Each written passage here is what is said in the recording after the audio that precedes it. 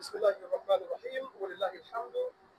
Tuko hapa katika viwanja vya Jamhina ambapo Waislamu duniani waliobahatika kuchaguliwa na Allah kutekeleza ibada hii mwaka huu wamekusanyika hapa, ambapo miongoni mwao wa Tanzania, na walillahi alhamdu. Hapa tunaye shekhe mkubwa sana, ambapo kumsifia shekhe inaweza ikaleta shida kwa jamii husika inayoongoza. Bora ajieleze mwenyewe na kujitambulisha mwenyewe, na itapendeza zaidi kwa hata wasikilizaji.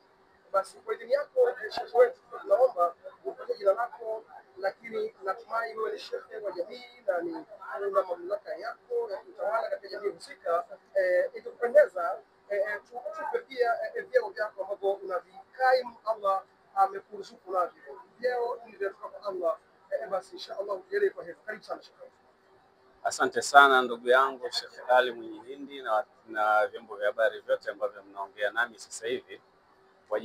Kwa jina naitwa Sheikh Hassan Daudi Mbarazi Al-Azhari, ambaye ni kadhi wa mkoa wa Mbeya, lakini vile vile mkurugenzi wa da'wa na tablighi wa mkoa wa Mbeya, na vile vile ni mudiru wa madrasati Tawfiki iliyopo jijini Mbeya.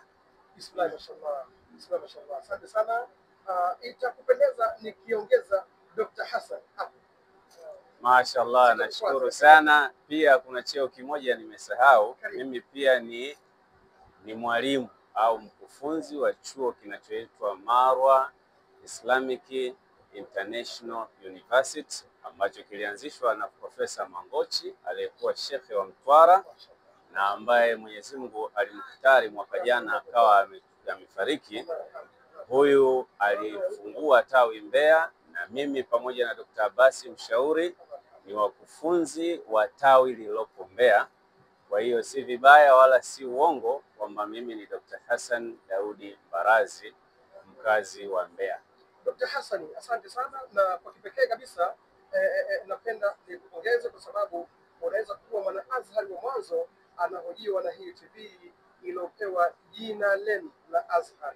Nikupongeze, Allah akukubalie ibada yako, lakini ibada pia za Waislamu wote wanaojumuika hapa katika viwanja hivi tukufu vya Mina, na Waislamu wote duniani ambao wanafuatilia kutoka viwanja hivi ambapo huenda walitamani, lakini kwa sababu moja ama nyingine wameshindwa kufika hapa.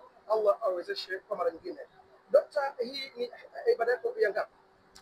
Kwa hakika hii ni mara yangu ya kwanza kuja katika viwanja hivi vitukufu, na ninamshukuru Mwenyezi Mungu, kwani tunapokuwa Masri huwa ni rahisi kuja huku, na nilijaribu mara mbili nikashindwa, lakini naamini kwamba Mwenyezi Mungu alikuwa hajakadiria kwa wakati huo kufika. Kwa hiyo kwa mara hii ni mara yangu ya kwanza kuja kutekeleza ibada ya haji, na namshukuru Mwenyezi Mungu tumefika salama, kundi letu mpaka sasa hivi tupo salama. Unajisikiaje manake kuwa miongoni mwa watu wa mwanzo kutoka katika taasisi kubwa ya kielimu ya Azhar kutekeleza ibada hii?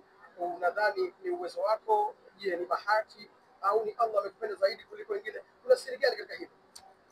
Kwa hakika kama inavyofahamika kwamba Azhar ni taasisi kubwa duniani ya kielimu, na sisi wana Azhar tunafahamu kabisa kwamba tunapokuwa kule Azhar tunaambiwa Azhar ni kibla cha elimu na vile vile na Kaaba ya wanachuoni. Lakini tunafahamu kabisa kwa waumini wote wa duniani, basi Kaaba ni hii iliyopo Maka. Kwa hiyo namshukuru Mwenyezi Mungu kwa hilo. Kwanza nimekwenda Misri kwenye kibla cha wanachuoni, lakini sasa hivi nipo kwenye kibla cha Waislamu wote. Lakini pia nitoe pongezi zangu za dhati kabisa kutoka katika uvungu wa moyo wangu kwamba nawashukuru sana wana Azhar ambao wamepata nafasi ya kuishi huku Saudia, na ambao wanaitumikia jamii, pamoja na kuitumikia jamii kwa maana ya maisha yao, lakini pia wamekubali kuitumikia jamii kwa upande ya Azhar, kuwapa habari wenzao na kuwainua, kwa sababu anapokuwa mmoja ametangulia katika mambo inakuwa ni hamasa kwa wengine kufanya. Kuna wakati bahati mbaya wasomi huwa tunaingia kwenye mtihani kwamba vitu vidogo vinaweza kuleta fitna katika jamii. Mtu msomi kabisa anapoona mwenzie anatangulia katika jambo, anaona kwa nini isiwe mimi? La, Miongoni mwa vitu tulivyofundishwa ni kwamba Mwenyezi Mungu ndio mtoaji, kama mtangazaji alivyosema hapa kwamba hivyo vyeo anayetoa ni Mwenyezi Mungu na nafasi ya kufika anayetoa Mwenyezi Mungu. Ikitokea mmoja wetu amejaliwa kutekeleza la kheri, basi wengine ni tuwe furahani na tumuombe Mwenyezi Mungu kwa nafasi hiyo, hiyo neema ienee kwa wengine. Mwenyezi Mungu awalipe kila la kheri.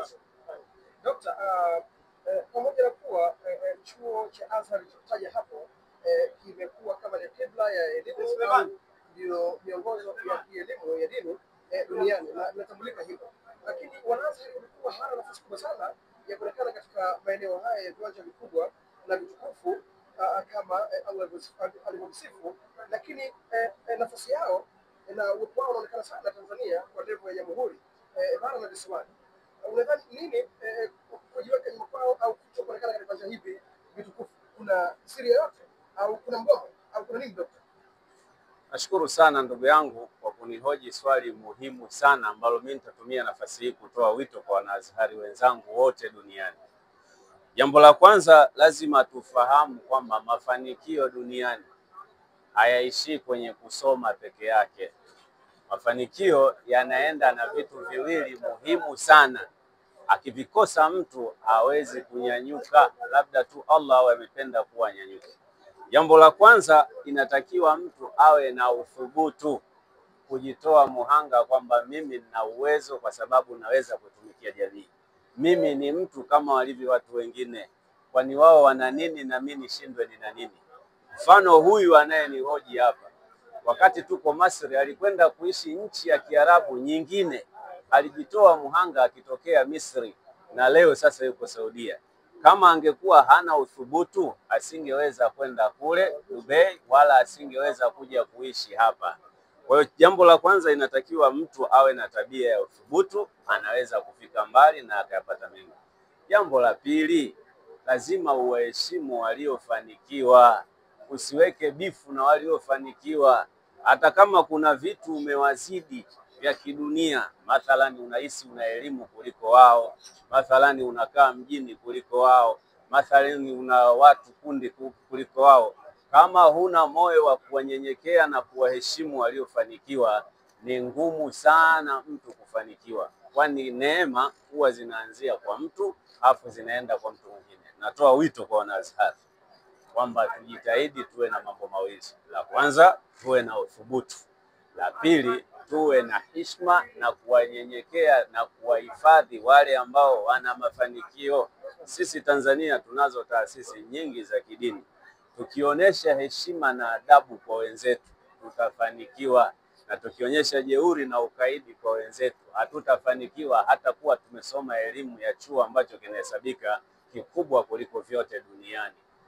Dokta, asante sana. Wanazhari watakuwa wamefahamu na ujumbe umewafika vizuri.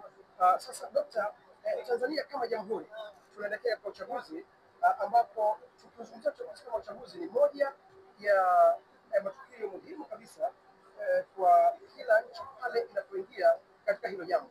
Alhamdulillah, mara hii tunaye mama kipenzi cha watu wote, na mama ni kiongozi wa nchi na nchi ina watu, na katika hao leo ni viwanja vitukufu ambavyo ukinyanyua mikono yako Allah anatakabali. Unadhani wewe ni katika ambao wataungana na wengine kuiombea nchi katika kipindi hichi muhimu? Hili jambo kwangu liko wazi kabisa, na mimi huwa napenda kuombea nchi yangu baada ya kumuomba Mwenyezi Mungu Subhanahu wa Ta'ala anijalie neema ninazozipenda. Jambo la pili huwa linakuwa nchi yangu, kwa sababu ndio sehemu niliyoko.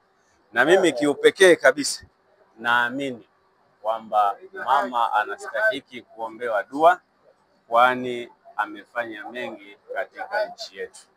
Na mahujaji tumekuwa tukiomba dua kwa dhati kabisa kumuombea kwa Mwenyezi Mungu Subhanahu wa Ta'ala, ampe afya njema, ampe uvumilivu, ampe ustahimilivu, aweze kufikia katika kipindi cha uchaguzi, na insha Allah Mwenyezi Mungu ampatie nafasi hiyo ambayo Mwenyezi Mungu alimpa sadfa.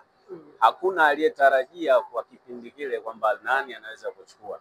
Madamu Mwenyezi Mungu amempa aliyopewa na Mwenyezi Mungu, tunatakiwa tuwe na tabia ya amekubali, na ninamwombea Mwenyezi Mungu Subhanahu wa Ta'ala afanikiwe katika hayo, nikiwa katika viwanja vitukufu vya Mina. Naiombea nchi yangu iendelee kuwa nchi yenye baraka, iwe yenye neema, iwe na masikilizano, magomvi katika nchi ile isiwepo, na yoyote anayeitakia mabaya nchi yetu, Mwenyezi Mungu amkabidhi linalofaa.